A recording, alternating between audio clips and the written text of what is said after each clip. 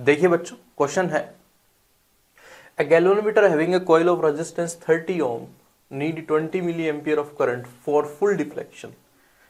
If maximum current of 3 ampere is to be measured using this galvanometer, the resistance of a shunt to be added the galvanometer should be 30 by x ohm, where x is. देखो यार, एक simply जब ऐसा question हो तो galvanometer की coil के साथ में सोचो कि किसको किसमें कन्वर्ट करना है. It should be converted in the galvanometer. Sorry, ये गैल्वेनोमीटर है, इसमें रेजिस्टेंस इसका जो G है वो है 30 ओम, और जो ये अपने लिए फुल डिफ्लेक्शन करंट मतलब जो इसको चाहिए अपने लिए वो 20 मिली एम्पियर का करंट तो इसको चाहिए, अदरवाइज ये डिफ्लेक्ट ही नहीं करेगा. If maximum current of 3 ampere is to be measured using this galvanometer. अच्छा, मुझे इससे गैल्वेनोमीटर से करंट मेजर करना है. अगर इससे मुझे करंट मेजर करना है देन यहां पर मुझे इसको एमीटर बनाना पड़ेगा, और अगर मुझे इसको एमीटर बनाना पड़ेगा तो यहां पर मुझे इसके क्या लगाना पड़ेगा यार, एक शंट लगाना पड़ेगा पैरेलल में. This is the shunt. ठीक है, और मुझे इससे कितना मेजर करना है, 3 एम्पियर. तो बेटा बेसिकली क्या है कि मेरे पास में ये जो डिवाइस बन जाती है पूरी की पूरी, ये जो डिब्बा मैंने बॉक्स में बंद कर दिया, this is nothing but our ammeter. अब एमीटर अगर मेजर करेगा तो कितना करंट मेजर करवाना, मुझे 3 एम्पियर करंट मेजर करवाना है.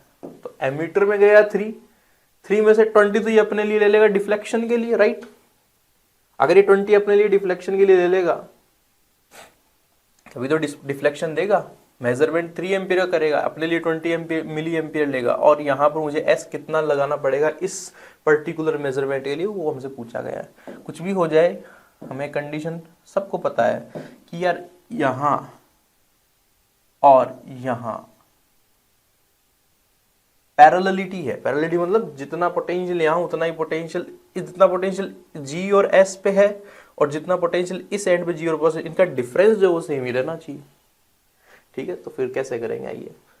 तो देखिए, क्या हम जानते हैं कि V is equals to I R in general.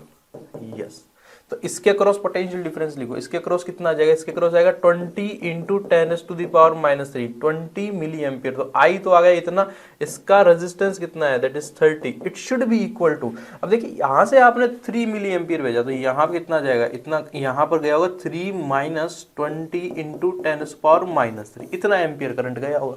तो 3 minus 20 into 10⁻³ multiply by S, get the value of S.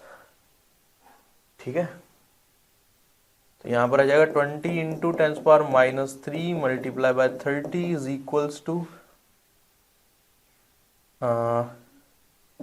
3 minus, यहां पर देखिए बेटा अगर मैं देखूं तो ये बन जाएगा 0. इट्स सिंपली 20/1000, तो 2/100 का मतलब कितना हो गया 0.02 इंटू एस. एस की वैल्यू आ गई 20 multiply by 10⁻³ multiply by 30 divided by 3 में से 0.02 गए, मेरे ख्याल से 2.98 बच गए होंगे यार.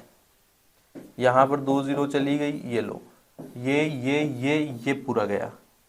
यहां पर आप देख पा रहे हो मुझे क्या चाहिए यार, the shunt to be added in the galvanometer be 30/x, तो 30/x चाहिए. तो यहां पर आपके पास में बन गया होगा 20 इंटू 3/298.